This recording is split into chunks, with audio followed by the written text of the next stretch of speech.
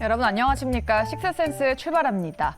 FOMC라는 빅 이벤트를 이틀 앞두고 시장은 잔잔하게 차분히 진행되고 있습니다.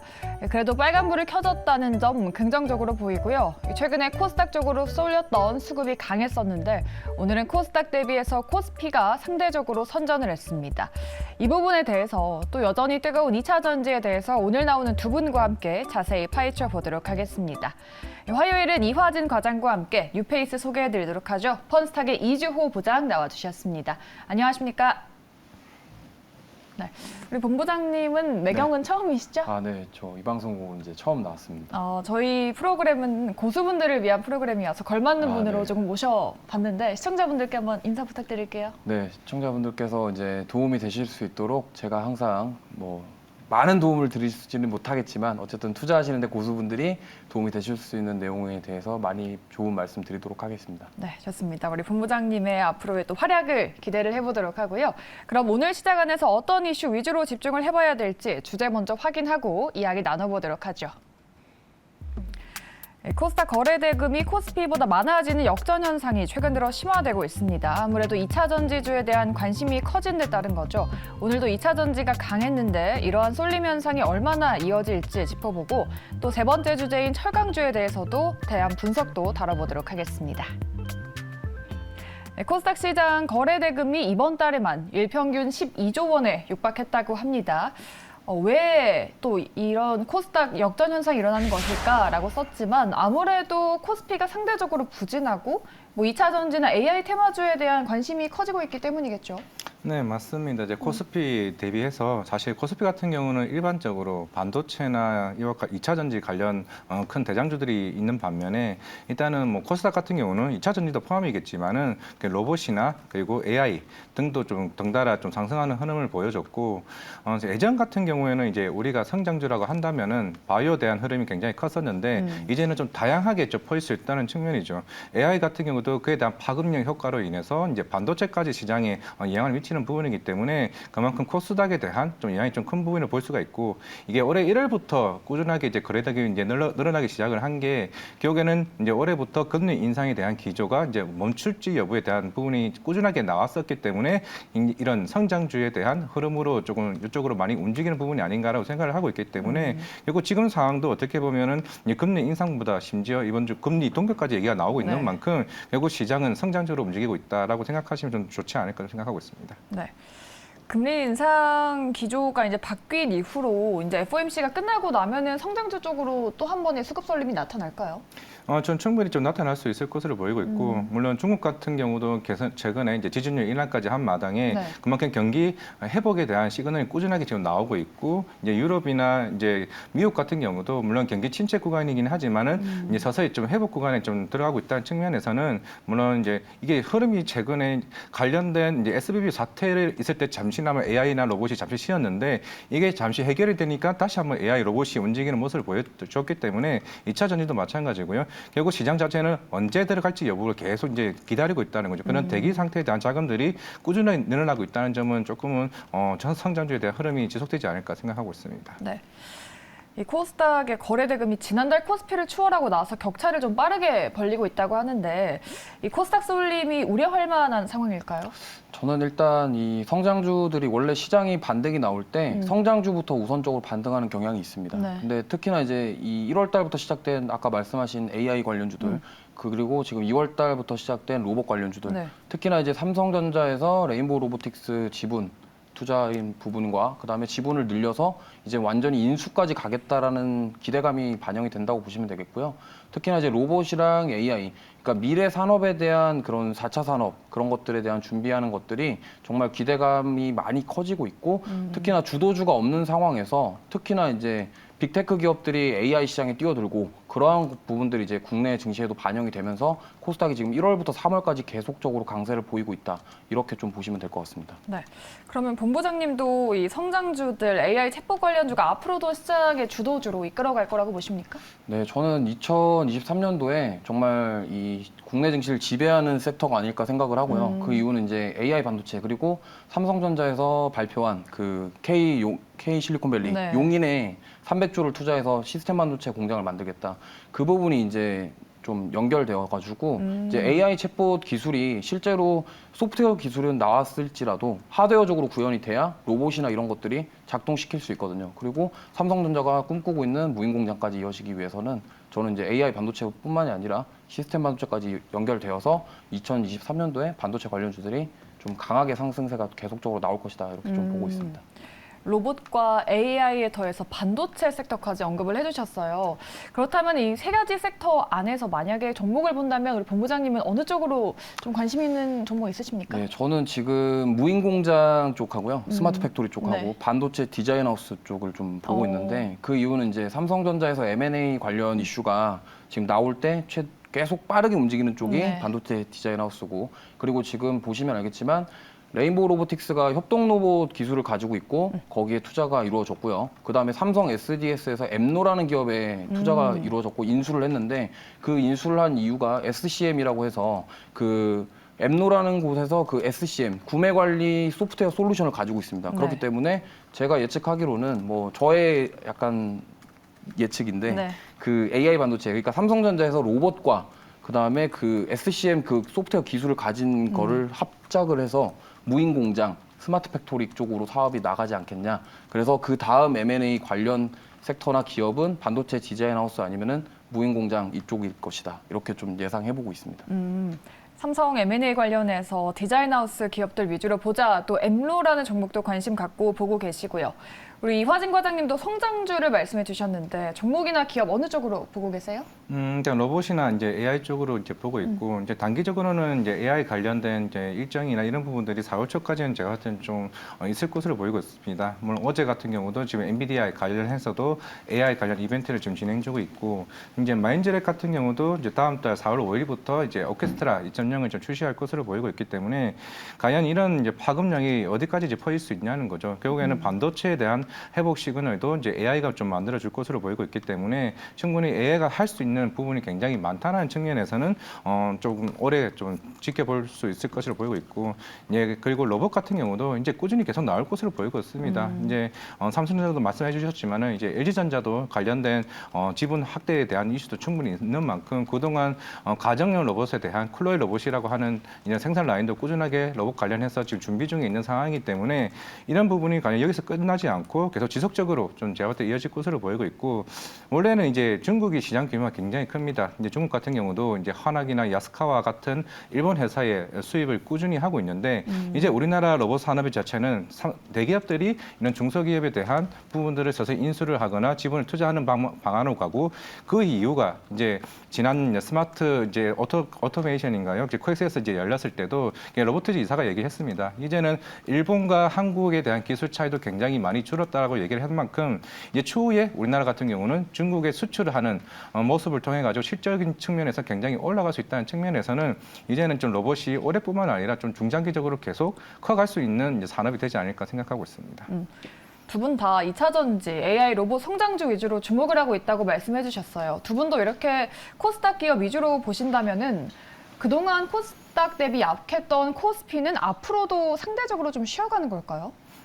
일단은 AI 대표적으로는 네이버 같은 경우가 조금 시장을 이끌 수는 있을 것으로 보이고 있습니다. 결국에는 성장주의 흐름을 이제 지속된다라고 하게 되면은 네. 이제 코스닥 같은 경우는 이미 시총 10위에 대한 부분들이 많이 변경이 됐습니다. 이제 코스피 같은 경우도 물론 몇 년간은 2차 전지가 빠르게 이 시장을 좀 올라온 부분이 있습니다만은 아직까지는 이런 관련된 AI 관련된 회사들이나 제가 봤을 때 또 바이오도 조금 지켜보면 괜찮지 않을까 생각을 하고 있기 때문에 제가 볼 때 선장주로 갈 수 있는 업종들이 굉장히 많이 있다는 측면에서는 조금 제가 볼 때는 그래도 FOMC 이후로는 한번 체크해봐도 되지 않을까 생각하고 있습니다. 네, 뭐 성장주로 갈 수 있는 업황을 보자 바이오 섹터도 언급해 주셨습니다.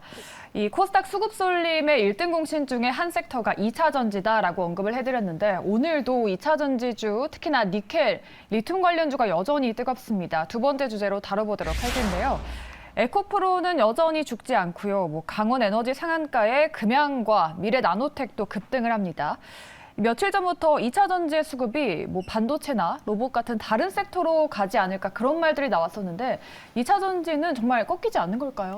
이게 2차 전지가 좀 생각을 해보셔야 될 게 이렇습니다. 지금 니켈이나 리튬이 계속적으로 강세를 보이고 조정을 받은 다음에 계속 시세를 주는 이유는 결국에는 이 2차 전지 소재가 결국에는 원가를 판가에다가 전이할 수 있는 구조를 가지고 있기 때문이에요. 왜냐하면 테슬라에서 만약에 내가 전기차를 만드는데 심장 역할을 하는 배터리가 없으면 차를 만들 수가 없습니다. 그렇기 때문에 공급하는 업체에서 야, 우리 원가가 올랐으니까 이거 부과를 해야 돼. 네. 그러면은 테슬라 입장에서는 그거를 받아들일 수밖에 없다라는 거죠. 그렇기 때문에 지금 리튬이랑 니켈 관련주들이 계속적으로 시세를 주고 있고 오늘 같은 경우도 수산화 리튬 관련주들이 계속적으로 갔단 말이에요. 그렇다 하면은 이게 지금 앞으로 더 갈 것이냐 말 것이냐 이거보다는 그러면은 지금 고금리 시대, 고물가 시대에서 인플레이션에 대한 이슈가 있고 연준에서는 금리 인상을 하니만이 이러한 과정 속에서 그럼 우리가 봐야 될 거는 수요에 대한 부분입니다. 결국에는 배터리를 만들면 있어서 2차 전지의 수요가 계속 커지기 때문에 니켈이랑 리튬 같은 그런 소재들이 계속적으로 시세를 주는 거거든요.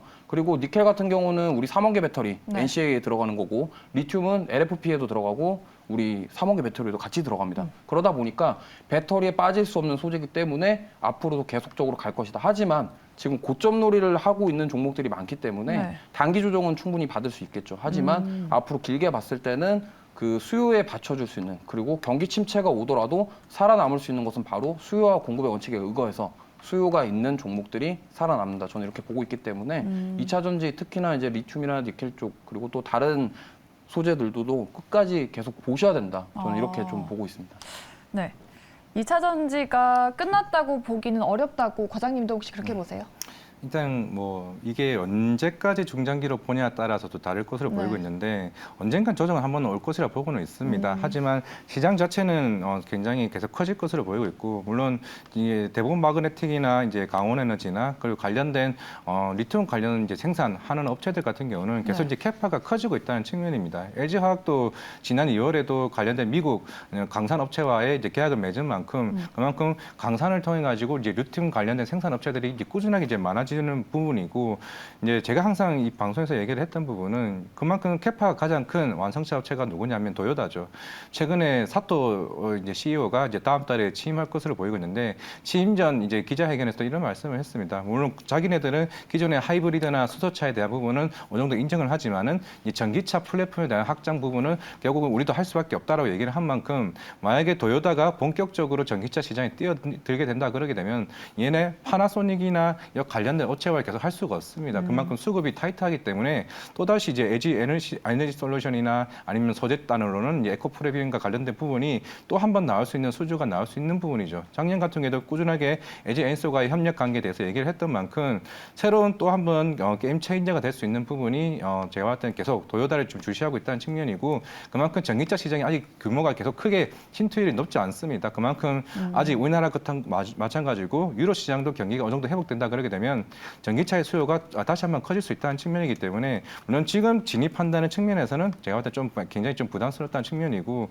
물론 다시 내려올지는 모르겠지만은 네. 조정 시 나오게 되면은 분명히 다시 한번 매수 진입 가격대는 이제 어느 정도 올 수는 있다 말씀드리겠습니다. 네.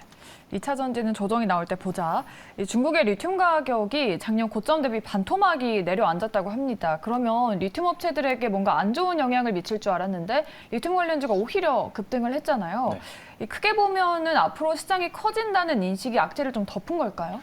일단 리튬 가격이 낮아졌다라는 거는 네. 일단 배터리 업체 쪽에서는 어쨌든 좋은 일이고요. 단기적으로 봤을 때도 좋은 일이고 근데 다만 이제 보셔야 될 게 그게 단순 이슈로 인해서 하락한 건지 네. 아니면 앞으로 꾸준히 가격이 떨어질 것인지 이거를 좀 봐야 되겠고요. 오늘 강원에너지 같은 경우는 사실 네. 삼성 SDI 관련 이슈가 있어가지고 좀 상한가까지 갔고요. 근데 어쨌든 결국에는 공급이 많아져서 가격이 낮춰진다? 이거는 배터리 제조사들에게 되게 좋은 상황입니다. 그렇기 때문에 이게 단순히 단기간에 그냥 급락을 한 건지 아니면 앞으로 꾸준히 빠질 수 있는 건지를 확인해 보는 게 더 중요하다 이렇게 말씀드릴 수 있겠습니다. 리튬 가격의 하락이 배터리 제조사에게는 호재이지만 리튬을 생산한 업체에게는 조금 악재가 아닐까요?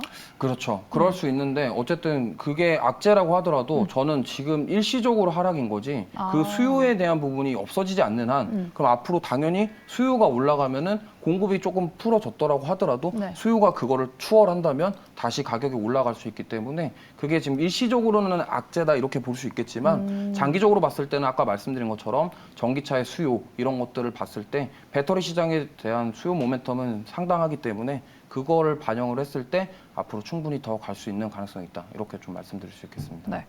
우리 과장님도 이 리튬 가격 하락에 대해서 이 기업들에게 미치는 영향도 좀 같은 의견으로 보십니까? 이 최근에 뭐 유튜브에서도 좀 큰 유튜브에서도 이제 아르헨티나 네. 포스코딩스 탐방했던 다큐멘터리를 봤었는데 거기 이제 업체 담당자가 그 얘기를 했습니다. 물론 작년 같은 경우는 리튬 가격이 어느 정도 올라왔지만은 이미 회사 기업체에서는 어느 정도 보수적인 스탠스로 어느 정도 경영 전략이 펼치기 때문에 이번 빠지는 것에 대해서 큰 의의를 두지 않는 상황이고 이제 앞에서 말씀하신 것처럼 결국에 전기차 수요가 폭발적으로 이제 증가할 시기가 뭐 올해나 내년쯤으로 보고 있는 상황이기 때문에 결국 리튬 가격은 결국에는 어느 정도 한정된 자원을 가지고 하는 부분이기 때문에 결국에는 수요가 늘어날 수 있다. 물론 리튬 강산이 이제 계약하는 회사들이 많아지고 그렇게 되면 이제 공급단에 대한 좀 이슈는 있겠습니다만은 결국에는 리튬 가격이 문제가 아니라 그만큼 수요가 더 많아질 수 있다는 측면에 조금 초점을 맞춰야 되는 게 아닌가라는 생각하고 있습니다. 리튬 가격이 내려가도 이 공급 과잉에 대한 그런 우려를 수요가 좀 덮는 부분이 있는 것 같습니다. 그러니까 악재를 이런 호재가 덮고 있다라는 말로 정리를 해보면 좋을 것 같습니다. 이렇게 리튬 가격에 대한 이슈까지 저희가 짚어봤고요. 마지막으로는 철강주에 대한 이야기도 들어보도록 하겠습니다. 중국과 일본 두 나라에서 철강업계에 좀 호재를 주고 있는 것 같아요. 중국이 올해도 철강 생산을 감축한다고 하고요. 한국의 대일 수출 구조가 또 좋아지면은 철강 수출도 다시 늘어난다고 합니다. 중국과 일본에서 호재를 주고 있는 것 같은데 일단은 국내 철강주에게는 호재죠. 네, 일단 호재라고 보시면 될 것 같고 물론 기존에 이제 조선 회사들 같은 조선이나 이제 자동차 회사들 같은 경우도 최근에 작년부터 꾸준하게 뭐 후반 가격 상승도 올라왔었고 그런 부분이 이제 2월달에 또 조금 상승하는 흐름을 보였는데 이게 시작을 한 게 1월달에 중국의 바오스틸 이제 아시아 시장에서 가장 큰 철강 업체가 가격을 먼저 인상을 했습니다.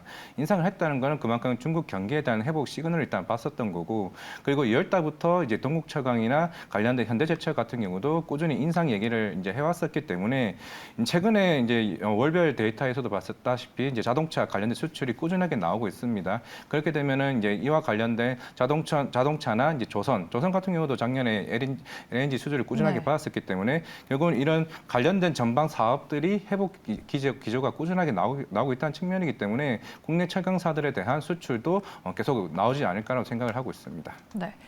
철강사들에게 호재성 이슈가 나오고 있는데 과연 이 철강 관련 기업들에 투자를 해봐도 될지는 조금 다른 부분인 것 같은데 철강주들이 오늘 아침에는 강했는데 장 마감 때 돼서는 상승률 좀 많이 줄였거든요.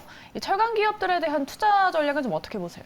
네, 저는 일단 그 철강 기업들이 지금 일단은 중국에서 생산을 줄인다라는 부분은 당연히 우리나라에서 반사이익을 얻을 수 있는 부분이에요. 왜냐하면 공급 자체가 줄어들면은 그로 인해서 대안책을 찾을 것이고 중국에서 값싼 그러니까 특히 세계 철강의 50% 이상을 차지하고 있기 때문에 거기서 공급을 줄인다. 그럼 우리나라에서 반사이익을 얻을 가능성이 높다. 이렇게 볼 수 있겠지만 지금 중요한 거는 중국에서 경기 부양책을 피고 있어요. 미국이랑은 반대죠.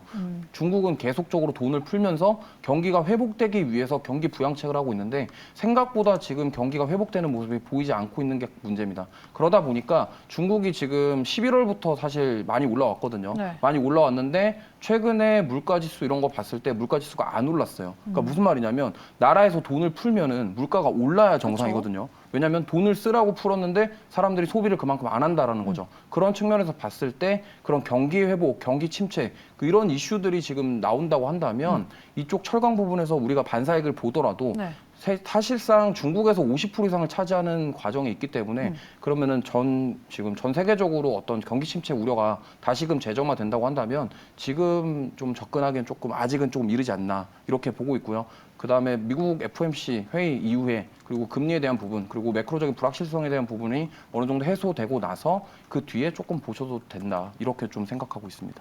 네, 경기가 조금 부진해지고 또 앞으로 침체에 대한 말이 나온다면은 경기 민감주인 철강주는 조금 보수적인 접근이 필요하다라는 말씀이시죠? 네, 맞습니다. 네, 알겠습니다.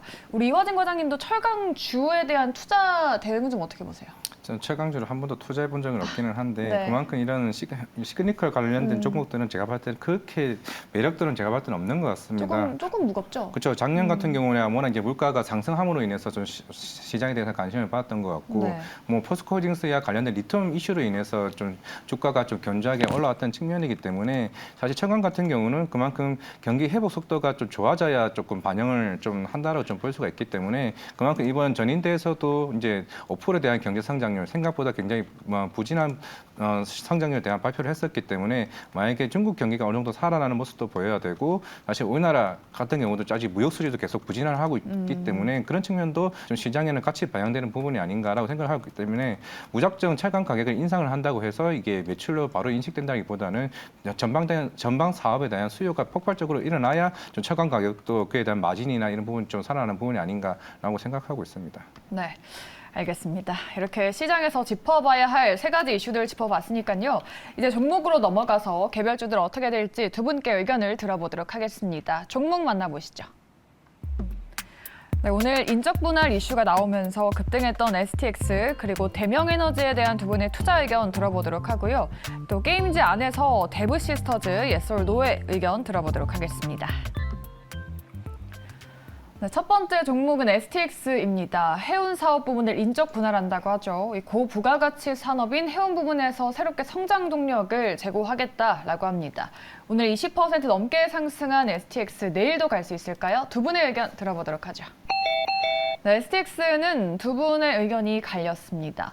예스 의견 주셨어요? 저 노 의견은 좋습니다. 노 의견이십니까? 네. 그럼 두 분 다 노를 주신 저는 건가요? 예스인데 바뀐 것 같아요. 네. 바뀌었습니다. 네, 그렇다면은 예스부터 네. 들어보도록 할게요. 인적 분할이 일단 호재가 되는 경우죠, 지금. 네, 보통 이제 분할이나 기업 합병 이런 이슈들은 경계를 해서 보셔야 되는데 특히나 네. 인적 분할 같은 경우는 회사 주주 가치를 재고를 해서 사업체를 떼서 그 주주를 그대로 나눠서 균등하게 분할하는 게 인적 분할이거든요. 네. 근데 보통은 인적 분할했을 때 이수학 같은 경우가 인적 분할 때 빠진 이유가 전고체 배터리 사업을 분할해서 인적 분할시킨다라는 이유로 이수학에 대한 가치가 희석되는 부분 때문에 빠졌었어요. 네. 근데 다시 올라왔죠. 근데 지금 이 경우에는 STX 같은 경우는 지금 인적 분할하는 그 사업 부분 자체가 매출 자체가 4에서 5% 정도밖에 안 됩니다. 네. 그렇다 한다면 무슨 말이냐면 STX의 가치를 희석시켜서 빼는 게 아니라 새로운 사업을 만들면서 그 사업만 빼서 분할을 해가지고 뭔가 만들어 가겠다 이러한 의미이기 때문에 이거는 저는 악재라기보다는 호재라고 받아들여지고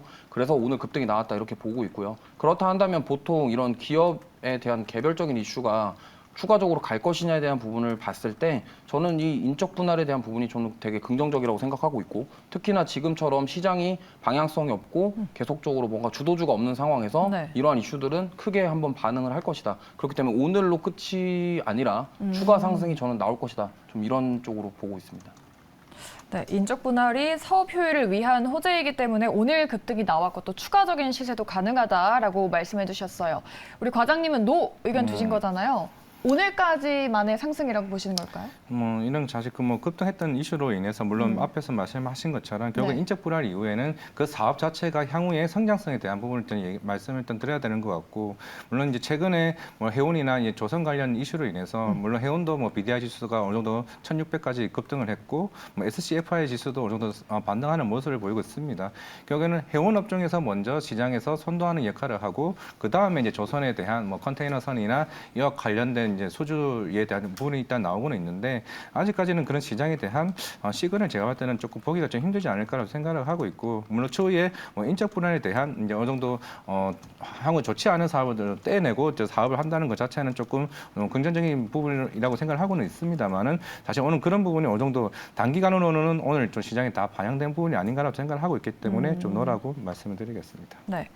STX 이슈는 오늘 단기적인 이슈다라고 말씀해 주셨어요. BDI 지수가 급등을 했다라고 말씀해 주셨고 조선주랑 해운주가 오늘도 상승이 나왔는데 해운주가 이제는 전체적으로 올해 이제 살아나는 흐름이 나올까요? 일단 그런 쪽을 좀 보시려면 일단 경기에 대한 부분이 가장 중요하거든요. 네. 경기가 회복되는 모습이 나와야 그런 쪽도 주가가 오르고 하기 때문에 그런 부분들이 없을 때 지금 단순히 BDI 지수, 운임지수가 올랐다고 해서 주가가 오른다 이렇게 생각하면 보다는 앞으로 지금 미국부터 시작해서 경기에 대한 부분, 그러니까 중국이라던가 이런 쪽이 저금리고 일본도 지금 저금리잖아요. 금리를 안 올리는 상황인데 경기가 회복되지 않고 미국은 이미 물가가 너무 올라서 긴축을 하는 상황에서 어떻게 될 것이냐, 은행은 파산하냐 아니냐 이런 지금 정말 매크로적인 부분이 너무 불확실하기 때문에 어떤 작은 걸 보시면서 BDI 지수가 운임지수가 올라가니까 그것 때문에 우리가 매수를 해보자 이게 아니라 큰 그림을 보시고 경기가 회복되는 그림을 보고서 그때 가서 들어가셔도 괜찮다. 저는 이렇게 보고 있습니다. 네, 뭐 앞서서 철강주랑 비슷한 의견이시네요. 네, 맞습니다. 경기 회복이 먼저 일어나야 한다. 이 시클리컬 업종에 대해서 아직까지는 보수적으로 보고 계신 것 같습니다. STX 한 종목에 대해서만 예스 의견을 주셨고요. 참고해 보시기 바라겠습니다. 저희 두 번째 종목으로는 대명에너지 보도록 할게요. 이 신재생 에너지 수요 확대가 빨라질까에 대한 기대감이 나오고 있고요. 오늘 리포트도 나왔습니다. 오늘 주가도 강하게 올라왔는데 내일도 가질 수 있을지 대명에너지에 대한 의견도 체크해보죠. 네, 노 예스 맞으시죠? 네, 맞습니다. 네, 대명에너지는 왜 노 의견 주셨을까요? 사실 뭐 신재생 관련해서는 작년부터 꾸준하게 시장에 큰 네. 관심을 받아왔었고 사실 뭐 유럽 같은 경우도 어느 정도 에너지 위기 난에서는 조금 해소되는 모습을 좀 보이고 있습니다. 뭐 그렇다고 하게 되면은 실제로 작년 같은 경우는 이와 관련된 신재생 에너지에 대한 유럽 같은 경우는 정책적인 부분이나 좀 수요가 꾸준히 좀 나올 것으로 좀 봤었는데 네. 그에 대한 흐름들이 어느 정도 지금 자제하는 분위기가 아닌가는 좀 생각을 하고 있기 때문에 물론 이제 풍력 관련해서는 물론 이제 워낙 유명하신 그 이사님께서도 관련된 이 종목에 대해서 굉장히 긍정적으로 좀 평가하고 있는 상황이고 유럽에서에 대한 매출도 좀 본격화할 것으로 보이고 있기 때문에 그만큼 대명에너지도 이와 관련된 재생 에너지로서 수익은 꾸준하게 일단 나오고는 있습니다. 하지만 업황에 대한 분위기가 아직까지는 조금은 미진한 부분이 아닌가라고 생각을 해서 좀 넣으라고 좀 말씀을 드렸습니다. 네.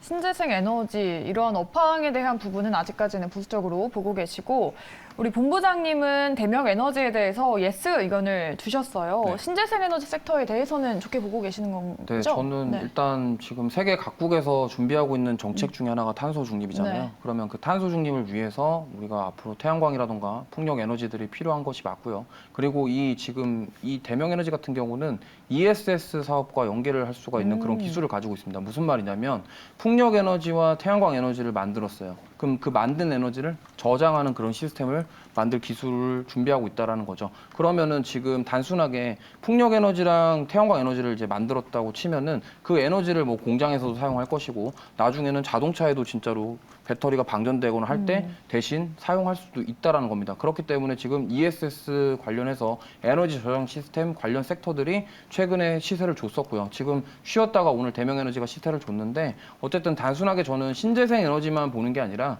신재생 에너지와 ESS가 엮일 수 있는 그런 기업들을 전 주목해야 된다고 보고 있고요. 대명에너지가 바로 그러한 기업이라고 생각을 하고 있고 그래서 어쨌든 2차 전지 양극재 시장은 저는 이미 개화기가 끝났고 양산기라고 보고 있습니다. 그렇죠. 그러면 개화기가 끝난 상황에서 양산기에서 완성차 업체들이나 또 전기차를 그런 개발하고 이런 쪽에서 고민해야 할 부분은 바로 위험성, 성능, 안정성 이런 부분들이거든요. 네. 안정성과 뭐 이런 것들이 어떻게 개선될 수 있냐, 효율을 어떻게 늘려갈 것이냐 그런 부분들을 봤을 때 결국에는 이 풍력, 태양광, ESS가 폐배터리까지 연결되면서 2차 전지와 같이 엮여가지고 갈 수 있다라는 부분이 저는 크다 이렇게 보고 있기 때문에 긍정적으로 보고 있고요. 그 대명에너지가 바로 이제 그 신재생 에너지와 ESS 엮이는 그 기술이 바로 중요하다 이렇게 보고 있기 때문에 저는 추가로 상승이 나올 수 있다 이렇게 좀 보고 있습니다. 네.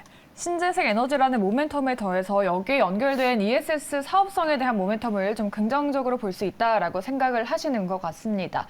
대명 에너지에 대해서 두 분의 다양한 의견 들어봤으니까 이 부분에 대해서 참고하시면서 대응 전략 짜보시면 좋을 것 같습니다. 자, 이제 세 번째 종목으로 넘어가 보도록 할 텐데요. 모처럼 게임주가 상승률 상위에 이름을 올렸죠. 이 중국의 판호 발급 이슈가 나왔기 때문입니다. 그중에 데브시스터즈도 급등 마감했는데 중국에서도 달리고 주가도 달려줄 수 있을지 두 분 통해서 들어보도록 하죠. 네, 데브시스터즈는 두 분 다 노를 주셨어요. 게임주에 대해서 우리 과장님이 별로 안 좋게 보시는 걸까요?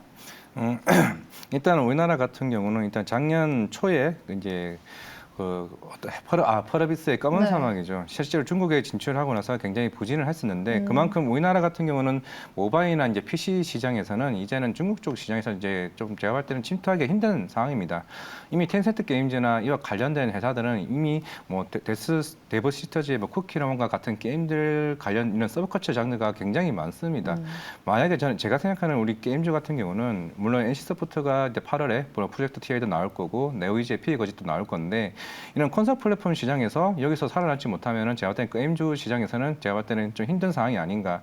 물론 시장 자체가 220조입니다. 220조고 콘솔 플랫폼이 대략 한 80조, 90조 시장이기 때문에 그만큼 NC소프트나 이제 펄어비스와 이와 관련된 회사들은 이미 2, 3년 전부터 이미 중국 시장과의 싸움에서는 이제 좀 쉽지 않다는 걸 지금 알고 있는 상황이기 때문에 이와 관련된 콘솔 게임을 지금 준비를 해왔었거든요. 이미 크래프톤 같은 경우도 12월에 일단 부진을 했습니다만은 이미 이 시장에 진입을 했다는 것만으로도 제가 볼 때는 굉장히 좀 높은 평가를 줘야 될 부분이고 결국에는 NC소프트가 만약에 이번 8월에 나와가지고 아마존 게임즈와 퍼블리싱을 통해 가지고 이 시장에 살아남는다라고 한다고 하면은 좀 제가 볼 때는 게임주에 대한 성장이 아닐까. 이제 데브 시스터즈나 넷마블과 컴투스와 같은 이런 모바일 서브컬처 장르 같은 경우는 제가 볼 때 중국에서 이제 외자 판호 발급에 대한 이슈로는 조금 상승하기는 쉽지 않다 말씀드리겠습니다. 네.